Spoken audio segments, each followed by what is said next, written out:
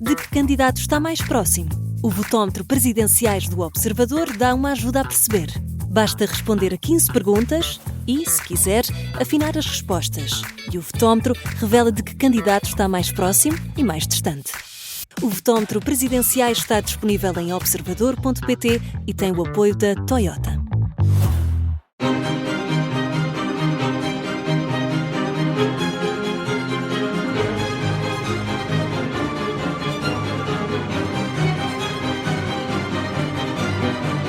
Nossa cultura, a Rádio Observador está em Penalva do Castelo, eu sou o João Costa Campos. Estamos a conhecer um pouco mais da história da Casa da Ínsua, aqui em Penalva do Castelo. Continuamos com a companhia de José Luís Nogueira, historiador da Casa da Ínsua. E José Luís, depois de darmos uma volta pelo museu e conhecermos mais da história da casa e da família que o habitou, e em particular do grande protagonista Luís de Albuquerque, estamos agora no exterior, no jardim, no espaço exterior da Casa da Ínsua. Depois vamos conhecer um pouco mais da produção de vinho, de queijo da Serra da Estrela e de maçã, que também faz parte da produção desta casa. Mas antes falamos um pouco dos jardins. Toda a envolvente da casa é um jardim-quinta cheio de recantos e de pontos a descobrir. A maior parte deles vem destas origens da fase em que o Luís de Albuquerque reconstrói e constrói uma casa nova e reconstrói a capela. É ele também nessa altura que cria aqui a Alameda dos Buxos. Há uma carta inclusive do pai para o pai em 1777 em que ele pede ao pai que encarecidamente acabe rapidamente esse acesso, porque vai ser o acesso principal à casa. Portanto, ele preocupa-se com este tipo de detalhes. Quando cá chega, inclusivamente, contraria ao pai e dá uma contra-ordem, porque o pai despediu um funcionário que achava que era muito despesista, porque queria fazer um muro de pedra à volta de toda a quinta, e o filho, quando chega, manda vir buscar rapidamente esse técnico e que construiu o muro, que é essencial a casa ter um muro a toda a volta. Portanto, o Luís de Albuquerque meteu o dedo, de facto, na construção dessa casa e dos jardins.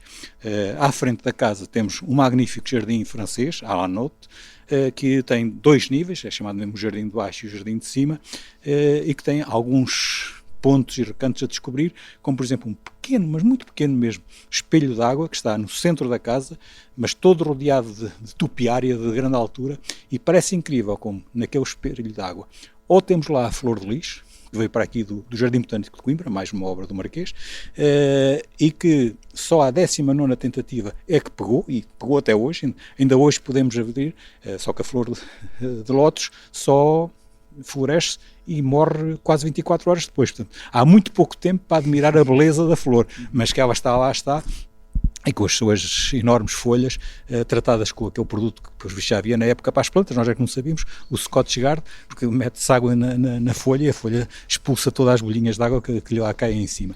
O incrível é que nesse espelho de água está feito de tal forma que, se rodarmos uma meia volta em frente dele, vê-se espelhada toda a frontaria da casa, que é bem grande, como sabemos. E bonita. Os jardins desta tupiária incluindo uma importante coleção de mais de 4 dezenas de tipos de camélias diferentes, incluindo uma criada por uma senhora da casa.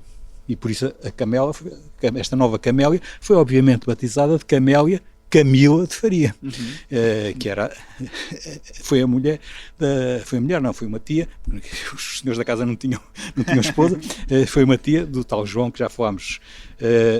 Depois, mais à frente, no Lago Cisne, podemos admirar o nosso Cisne Margarida, e mais um relógio de sol, são vários. Este é o da Senhora do Popó, portanto uma senhora que tem uma bolinha de cabelo na cabeça, e que diz que desencalhava às solteiras, não sei se funciona ou não, mas a senhora ainda lá está, e que é um relógio interessante porque tem 3 facetas, dá 3 horas diferentes, portanto também há relógios com fusos horários de sol.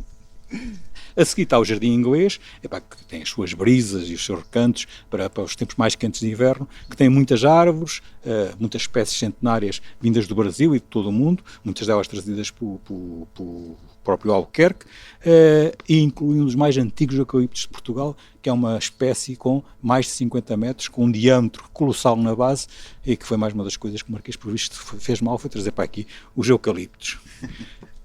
Ainda tem depois o Jardim de Aromas, a Horta Pedagógica, o Canteiro das Castas, onde se pode ver como uma biblioteca de castas todas as castas que existem na Ínsula, e depois os vários pomares de maçã, bravo de mofo e as vinhas da Ínsula. A água é outro pormenor que está sempre presente em todos os jardins, com muitas fontes, canais, túneis, lagos, aquedutos, cascatas. Aqui destacar a fonte dos meninos no Jardim Inglês, que é uma fonte que tem hoje um pedestal póstumo do Bigaglia, que morreu em 1908, e o Duarte Ferreira Machado só a fez em 1910, portanto, depois de morto o homem ainda trabalhava aqui na Ínsula. Outro ponto alto é os 5 portões desenhados para a periferia da casa, qualquer deles, qual o mais bonito de todos, e além de Bigaglia, que está presente, também o Luigi Battistini está com o gigantesco painel Santo António, está datado de 1909, e que está situado precisamente na rua, no topo da rua Camila de Faria. Andamos sempre aqui à volta do mesmo. No local preciso onde ficava a antiga Capela de Santo António, e cujo quadro, existe um quadro com aquela dimensão e com aquele tema, só que no quadro não é em relevo, e aqui temos em relevo. E pode aqui passear longamente, tem N circuitos, N lagos, N recantos, vasos do Bigaglia por todo o lado, o cruzamento das 4 virtudes, tem várias temáticas, a namoradeira dos Mourisca, tem muito por onde e se quer mesmo surpreender, vai mesmo até à ilha. Até uma ilha tem, artificial obviamente, com uma ponte que é uma pedra única para chegar ao centro da ilha, e bem, tem uma pequena pérola que é uma fonte da serpente. Está feita de tal forma que quando a serpente deita água pela boca, significa que um tanque que está aqui a vários quilómetros está cheio e está na altura, é o aviso para ir lá, virar essa água para a rega e deixar de vir para a quinta. Portanto, a tecnologia, mesmo mais arcaica, sempre presente. E Luís, dos jardins passamos para a produção da Casa da Ínsula, até porque já começa a cheirar a queijo da serra.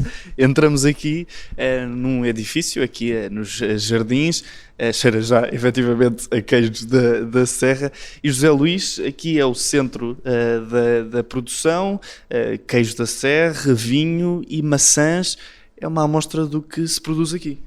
E felizmente nós temos aqui um sítio que é único, porque congregamos aqui nesta área 3 regiões demarcadas, do vinho do Dão, o queijo Serra da Estrela e a maçã Bravo de Mofo. Portanto, temos aqui estas 3 regiões de origem denominada a situar-se dentro da Casa da Ínsula, algo que mais ninguém se poderá orgulhar. Aqui este edifício é o edifício da queijaria e da doçaria, digamos assim. Em frente temos a adega, que é um edifício de muito maior dimensão e que também já é ancestral. E o vinho, aqui obviamente na Casa da Ínsula, é um produto ancestral. Desde tempos imemoriais que obviamente a Casa da Ínsula produz vinho.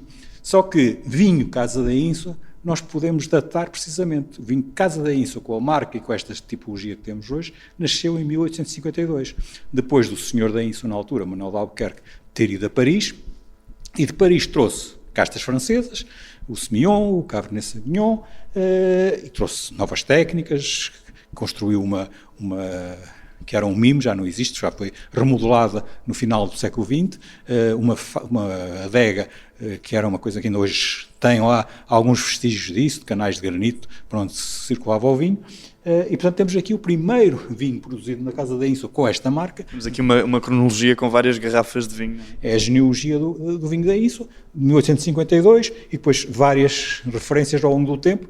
Repare-se que aqui entre a edição de 1890 e 1916 surge o vinho do Dão, portanto, o vinho do Dão factualmente foi a segunda região do país de vinícola a ser criada, em 1908, depois já há vários decretos até 1913, 14, para consolidar esse processo. Anteriormente já tinha havido uma, no tempo do Marquês de Pombal, a região do vinho do Douro, 1756, mas de facto o Dão é a seguinte, e aqui a Casa da Ínsula aparece com um vinho do Dão que tem castas francesas. E os legisladores da época foram muito pragmáticos. Se tem, é assim o vinho da Casa da Ínsula e assim continuou até hoje. E, portanto, o decreto da altura permite que a Casa da Ínsula mantenha estas castas, desde que não aumente, portanto, mantenha a sua cota, pode, quando morrem, replantá-las, mas não, obviamente, aumentar essa cota. E, realmente, o vinho Casa da Ínsula, todos dizem, tem esse toque que mais nenhum tem. Depois, foi ao longo do tempo, até aos anos 2000, produzindo só vinho Casa da Ínsua, quando tomámos conta da gestão. A partir daí, além do vinho Casa da Ínsua, que tentámos, que já era um vinho de referência, melhorar ainda mais esse nível de qualidade, até criando submarcas e criando monovarietais, criando espumante, que recordo-me, por exemplo, quando tivemos aqui uma visita profissional dos engenheiros franceses, fizemos uma prova cega do espumante Casa da Ínsua, e pá, o primeiro comentário, este champanhe é fabuloso. Deixei de ser essas classificações todas, no final da refeição mostrei-lhe a garrafa e eles começaram, afinal o champanhe não era tão bom como a gente pensava. Portanto, afinal não era francês. E, portanto, o vinho, ainda hoje, é uma das enormes referências da casa e podemos aqui ver dos milhares e milhares de medalhas de ouro, de prémios com que tem sido agraciado. Estão aqui algumas dezenas, mas são mesmo milhares ao longo dos séculos, mas principalmente nos últimos anos, com esta nova forma de ter mais visibilidade, mais prémios tem conseguido. Na questão do queijo da Serra, o queijo da Serra da Ínsua, também ele tem uma personalidade própria, porque um dos fatores essenciais para o fabrico do queijo é o cardo, e a Casa da Ínsua tem cardo, produz cardo, e tem sido inclusive feitos estudos universitários sobre o cardo da Ínsua e tem mostrado que de facto é um cardo de grande qualidade e especial, o que, segundo os especialistas, de facto dá um toque especial ao queijo da Serra. Nós, na área do queijo, por exemplo, a Casa da Ínsua tem feito uns eventos em que chama queijo à chefe e que, no fundo, convida vários chefes de cozinha, 6, 7 por evento, em que cada um faz um prato para essa refeição degustativa. A entrada, a sopa, o peixe, a carne, a sobremesa, e todos eles têm que entrar com queijo. É um pequeno detalhe. É um pequeno detalhe que faz toda a diferença, de facto, e aí temos um salão que chamamos Salão Príncipe da Beira, invocando o Real Forte Príncipe da Beira, um enorme salão que fica ali no meio do jardim, onde este tipo de eventos se realizam.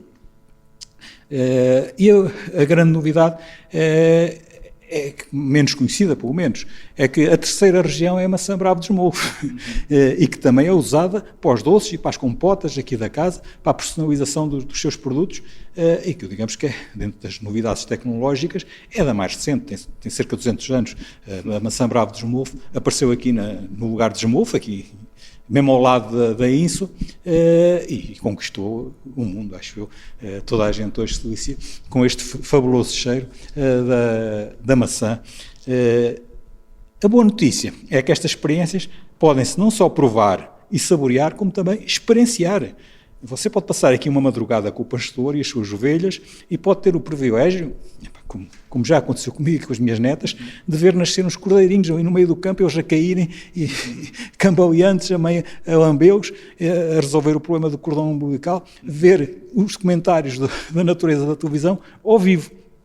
Ou pode entrar na queijaria e fazer o seu queijo ou o seu requeijão com as suas próprias mãos, ou então produzir os seus doces e compotas, ou indo ao jardim de aromas buscar as plantas, ou fazer com a própria maçã o seu doce ou a sua compota, de preferência a maçã bravo de esmolfo aqui neste sítio, ou ainda, por exemplo, nas vindimas, pode vir aqui e fazer a pisa da vindima como os avós faziam, pé descalço, a cantar. Portanto, são tudo experiências que pode aqui viver, para além do simples gozar esta paz social que aqui se vive, esta natureza genuína que aqui se encontra. Portanto, é este magnífico usufruto da casa, um autêntico museu vivo, quer na parte museológica, quer na própria casa e quer nos outros quartos. Cada quarto tem a sua história, cada quarto é diferente, cada quarto permite uma vivência completamente diferente. Os jardins, a quinta, bem E é esta experiência imersiva que se pode ter aqui na Casa da Ínsua, em Penalva do Castelo. A Rádio Observador esteve ao longo dos últimos episódios a conhecer as histórias por detrás desta propriedade histórica, não só para o distrito de Viseu, mas também para todo o país. Eu sou o João Costa Campos, estive ao longo dos últimos episódios com José Luís Nogueira. Muito obrigado, José Luís, que é o responsável, que estuda a história da Casa da Ínsua. Muito obrigado, José Luís. E apareçam sempre. E fica aqui o convite. convite. Até à próxima.